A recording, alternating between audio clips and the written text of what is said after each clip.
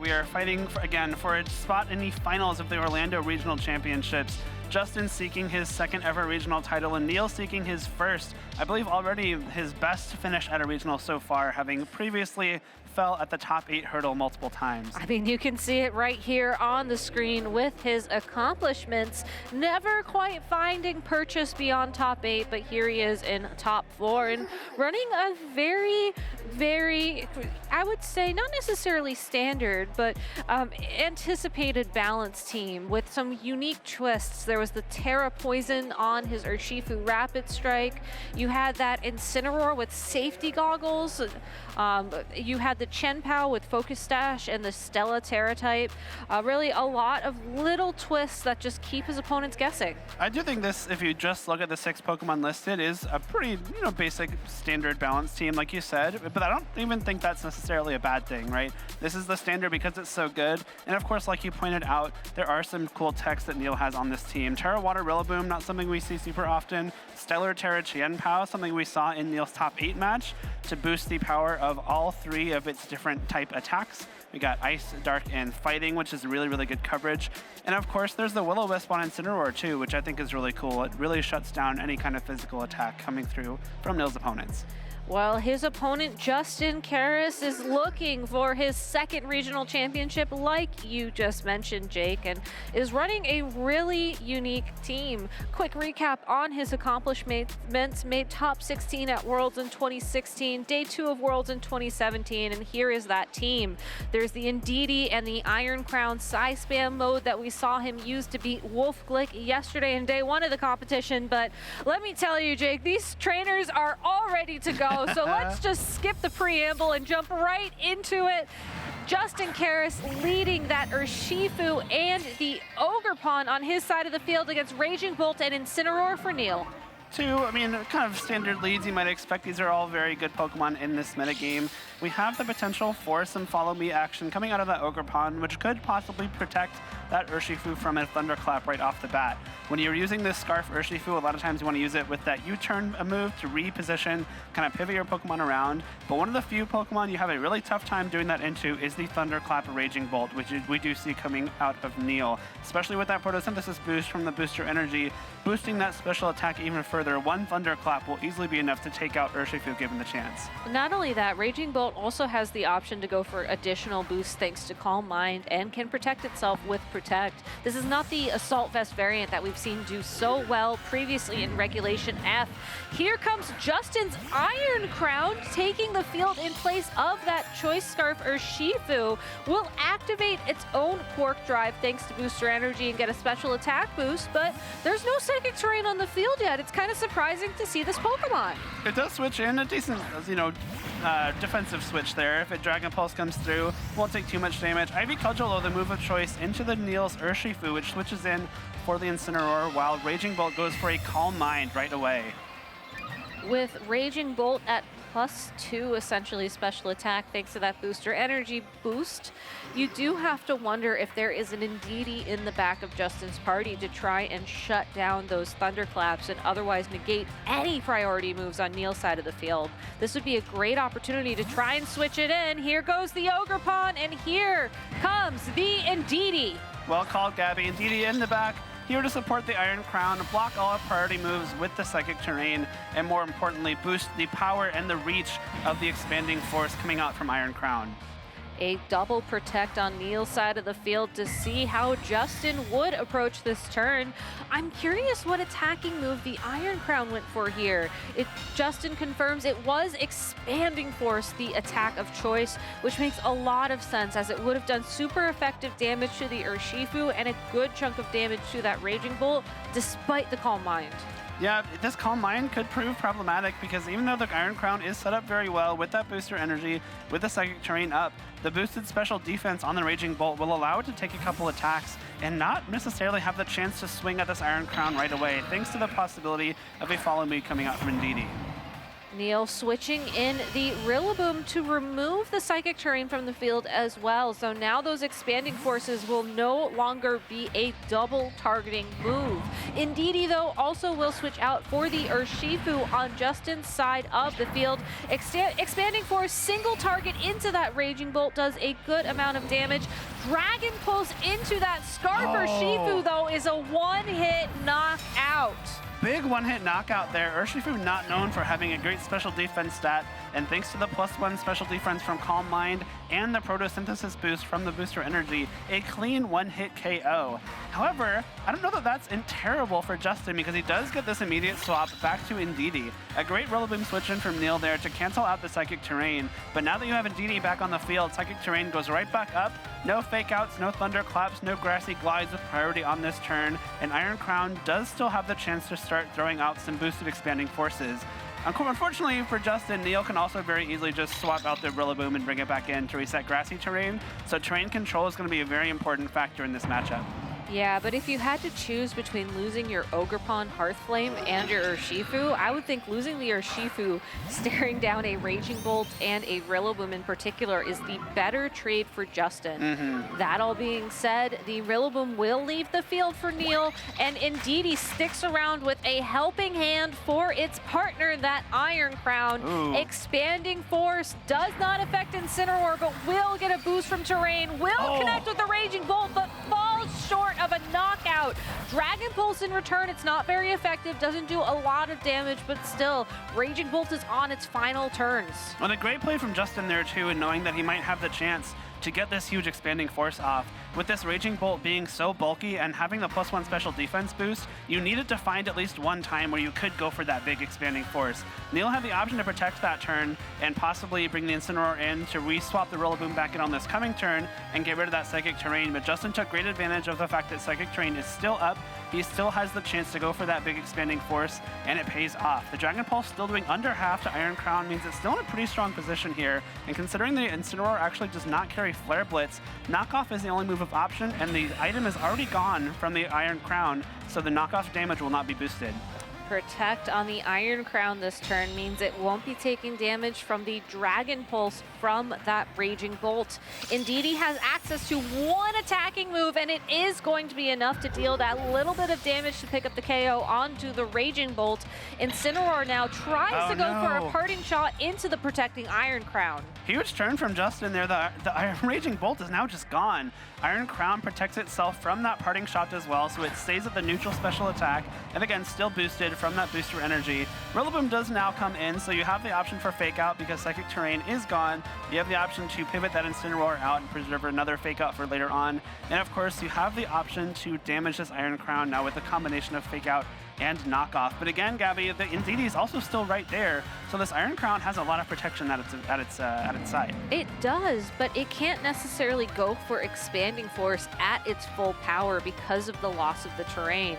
I think it still is the optimal attacking move for this Iron Crown, though, because you want to deal a ton of damage to that Rillaboom. Tachyon Cutter's not going to cut it, and you can't necessarily Terrastalize into a water type for Terra Blast when you're staring down a Rillaboom. Especially because I think you really want to save your Terrestrialization for this Ogerpon in the back if you're Justin. That fire type Ogerpon with the attack boost now should be able to outspeed pretty much everything Neil has left and fire off some very powerful attacks.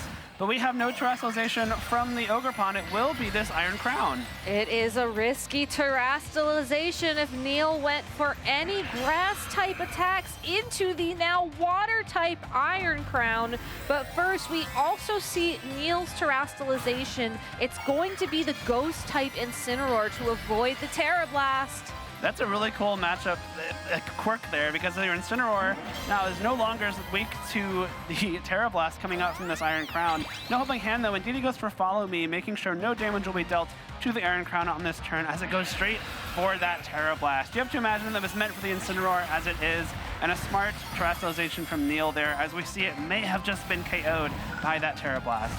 Woodhammer from that Rillaboom, though, with a critical hit as well, is able to knock out the Indeedee in one hit. And now this poor Iron Crown is stuck on the field. It will have its special attack lowered thanks to the parting shot. and it's staring down a Rillaboom. This is not a good place for Justin to find himself. Yeah, rough critical hit there. I think one Wood Hammer, usually not enough to KO an Indeedee from full HP, and the parting shot would have been redirected into that slot. Importantly, keeping the Indeedee around and also keeping the Iron Crown special attack at neutral. It is a water type, so you are going to be resisting Surging Strikes, which is a nice little boon for this Iron Crown, but unfortunately, you are now weak to the grass type attacks coming out of this Rillaboom. Ogerpon on Justin's side of the field is going to be his final Pokemon and does have access to its own Wood Hammer, which would do significant damage to the opposing Urshifu. But I think the bigger question for Justin is, how do I power through the opposing Rillaboom? Rillaboom and this Incineroar in the back. The nice thing for Justin about the Incineroar terrestrializing is that now it no longer resists the attacks coming out of his own Ogerpon. So you are going to have the chance to swing at it with something like a Wood Hammer that is boosted by this grassy terrain now, notably. And of course, the Ivy Cudgels with that boosted critical hit rate. I do think Justin still has a way into this game because Expanding Force, even without the terrain boost, even at -1 special attack, will do a lot of damage to this fighting type Urshifu. Incineroar taking the field for the Rillaboom, going to bring with it that Intimidate to lower the Ogerpon's attack by 1 stage. Whether or not this will make a deal with this turn, we will have to see as Urshifu locks in Protect. Iron Crown goes for a Protect as well, so it's just this Ogerpon that will be attacking this turn. Ivy Cudgel into the Incineroar, does not get the critical hit and does fall short of the knockout.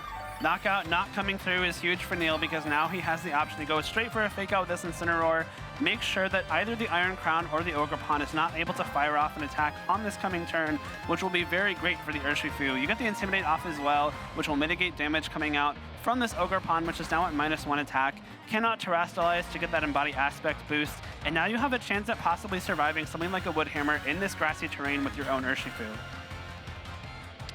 Justin is in a tough spot indeed, and even if you wanted to try and Spiky Shield this turn so that you wouldn't flinch from the fake out, you do have to remember that Urshifu's Unseen Fist ability allows it to attack through any protecting moves. We see that Spiky Shield from Ogerpon though, which means it will not flinch this turn. Fake out going into that protecting Pokemon. The Incineroar going to take a little bit of damage in recoil. The big question here though is, who did Urshifu target down? It is that Ogerpon. It takes 1 hit. It takes 2 hits. Oh, this is gonna be so close. Will it close. be able to hold on through a third? It is just barely able to hold on. Iron Crown now expanding force into that Urshifu, also falling short of the KO. The combination of losing Psychic Terrain and the parting shot just barely enough to keep Urshifu around. That is a game-sealing turn for Neil. The Pokemon advantage is too high, and this Ogerpon has no access to priority moves that could possibly save it from an Aqua Jet coming out from the Urshifu on Neil's end. Aqua Jet taking down Ogerpon will mean that the Iron Crown is left all alone, and it can possibly even just get parting shotted again on this turn to get that special attack down even further. Of course, the Rillaboom remaining in the back for Neil has those super effective grass type moves, so it looks like Neil has set himself up very nicely to take this first game. Aqua Jet connects for the knockout, and just like you said, Jake, it looks like Neil will win this game number 1. We do get to see how much damage Tachyon Cutter does to the Urshifu, which could come in handy in future sets. But for now, with the Urshifu gone and with, I believe, a knockoff coming through on this Incineroar, there will probably be 1 more turn with the Rillaboom on the field until we can officially wrap this game up and start talking about game number 2. Of course, the Rillaboom does have to come back in and seal this game up, but it is nothing more than a formality at this point. Barring some crazy critical hits here, I don't think that there's much of a chance for this Iron Crown to take this Rillaboom and Incineroar on its own. Unfortunately, it does not have the Psychic Terrain and Indeedee next to it. It so desperately loves to see. Protect coming out this turn, trying to stall out 1 final turn of grassy terrain and dodge a possible fake out. So Justin doing all he can, giving himself some more time to think about game 2 as well here. Yeah, I was just looking at the Iron Crown in particular and trying to figure out, like, if he gets the critical hit, is there enough damage on that that Rillaboom for Expanding Force to be a KO. Knowing that the Rillaboom is holding an Assault Vest and knowing that the Incineroar would still be free to attack for multiple turns as well, I do think it's just a matter of time here. But if we can see how much damage a attack does into Rillaboom, the attack of choice being Tachyon Cutter here, that is good information for Justin, and I think he is trying to take as much information as he can forward in game number 2, knowing just how much is on the line. And of course, a smart choice for Justin there not to forfeit, just to see how much damage those Tachyon Cutters do into that Rillaboom. But Neil is the one who takes this first game, puts himself one step closer to a finals appearance at the Orlando Regional Championships. I think a very well-played set from, or well-played game from Neil in that first game. For sure, relying on that Fire, Water, Grass core between the Rillaboom, the Incineroar, and the Urshifu Rapid Strike to put a lot of pressure down onto the board against Justin, ensuring that the terrain never really stuck around, as the Iron Crown really relies on that Psychic terrain in order to unlock its full potential.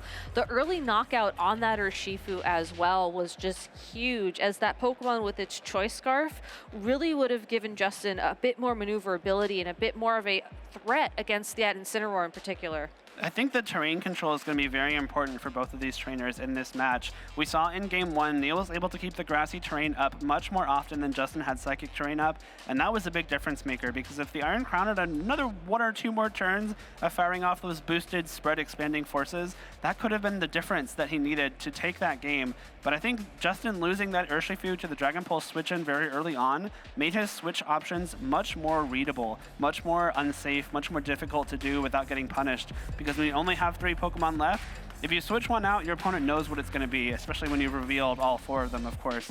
So knowing that, Neil has plays he can make where, okay, I know only Ogerpon can be in the back. If Justin does swap out this Indeedee to try and get his terrain back up.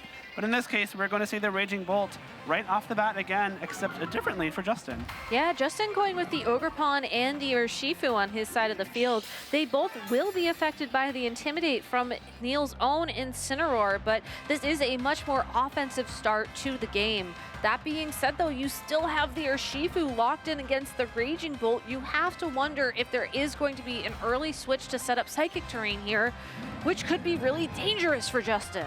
It could. You really have to do something to protect this Urshifu from Thunderclap. Of course, we did not see Neil go for it right off the bat in game 1, but that is a really scary option he has here, because if you do get the chance to Thunderclap a Water-type Urshifu, it just gets knocked out in one hit, especially with that Photosynthesis booster energy boost. So Justin has to be very careful when he opts to attack with his Urshifu, but no swaps yet.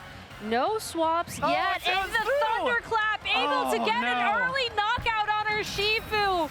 Once again, Justin starting the game off on the back foot, possibly looking to rely on Follow Me from the Ogerpon there to maybe try and open something up. But given that the Ogerpon moves after the Thunderclap went through, I don't know what Justin's game plan was there. That was a massive gambit from Neil, and probably a play you make knowing I'm up 1 game already. If I get this right, I'm in such a strong position in this game too, and I put myself even closer to the finals. If Justin swaps the Indeedee in, if he swaps the Urshifu out for anything, that play goes horribly wrong, because you're getting no damage out with the 2 priority moves you selected on that turn, both of which would have been blocked by Psychic terrain, but Neil reads straight through that, takes a bit of a risky play, and it pays off hugely right on turn 1. Incineroar switching out on the field for Rillaboom, which is a great Pokemon to take the field opposite the Iron Crown. Also will take the opportunity to set up the grassy terrain. Iron Crown going for a Protect this turn, not wanting to take any damage, but Ogerpon, Ivy Cudgel into that Rillaboom. Okay. It does fall short of a KO, but that Rillaboom is definitely within knockout range from an attack from Iron Crown now. Nice play from Justin there. I think he was trying to read Neil, reading his swap from Ogerpon into Indeedee, and just based on how the speeds work, if Ogerpon swapped out to Indeedee first, it would switch first before the Incineroar because of the speed order. So Incineroar would have swapped out to Rillaboom after the Indeedee switches in, which would have had grassy terrain up. Justin, knowing that, goes for the Ivy Cudgel into that slot, because keeping the grassy terrain up is a big priority for Neil here, and trying to get any damage onto that Rillaboom that you can early on is really important. Now Justin has a much safer swap, into a possible Indeedee on this turn if he wants, which could possibly give you the benefit of that spread damage expanding force, but it doesn't look like we're seeing that just yet. Incineroar certainly would be happy to take that Expanding Force as well, given that it's currently still a Dark-type Pokemon. But no switches, a second Ivy Cudgel into that Incineroar. It's not very effective, but it does get the critical hit for a little bit of extra damage. And Terra Blast, there's no Terastallization just yet, but still does enough to bring that Incineroar down into the yellow. Dragon Pulse will knock out the Ogerpon, and now Justin is in a very precarious position. 2 Pokemon remaining for him, all 4 Pokemon remaining for Neil. And Neil, at any point in time, can switch in his Rillaboom to remove this critical Psychic Terrain. Exactly. Once Rillaboom comes in, there is no more Psychic Terrain for the rest of this game, which will be a really big deal for Justin, because no longer will he have the chance to go for those boosted Expanding Forces. No longer will he have the chance to get the spread Expanding Force as well, because that terrain is up. Incineroar switches out, Rillaboom comes in, Psychic Terrain is now gone. It is Justin's Indeedee and Iron Crown versus the world, and Rillaboom has just set up the Grassy Surge. Iron Crown can still go for some decent damage here, but we actually see Justin go for a Terastallization onto the Indeedee this time around, becoming a Fairy-type Pokemon, which, if the Raging Bolt locked into Dragon Pulse for this turn, means that it will not take any damage. No redirection. Terra Blast is enough to pick up the KO onto that Rillaboom. Indeedee now free to go for an attack, as it's not going to take damage from the Dragon Pulse that did target down that slot.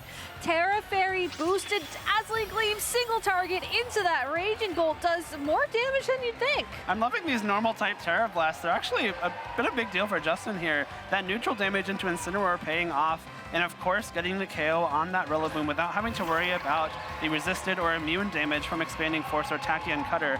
The Terra Fairy Indeedee now presents a pretty big problem for Raging Bolt. It's kind of the same principle as with Clefairy, like we heard Stefan talk about earlier on in this tournament. But now if Indeedee goes for Follow Me, Thunderclap will fail and Dragon Pulse will do 0 damage. So unless this Indeedee can get knocked out by the Ogerpon on Neil's side of the field, Raging Bolt cannot do anything right now. And it does also make me wonder what move would do the most damage to this Ogerpon, who does take this opportunity to Terastallize and get the attack boost from the Embody aspect, which I think it's going to need if it wants to try and take this Indeedee out in 1 or 2 hits. It really does. Helping Hand comes through here. No Follow Me, because Justin knows this Raging Bolt can't do much damage anyway. Ivy Cudgel comes straight through from Neil's +1 attack Ogerpon into the Indeedee on Justin's side of the field for a huge one-hit KO with Ivy Cudgel. With Indeedee gone, it is just the Iron Crown remaining for Justin. Will have the opportunity to go for Expanding Force this turn, and it actually falls short of a KO onto the Ogerpon without the Psychic Terrain. It might be too little too late, though, as now without the threat of redirection anymore, this Iron Crown can be hit by Dragon Pulses, it can be hit by Thunderclaps, and Neil is now moving on to face Wolf Glick in the finals here of the Orlando Regional Championships.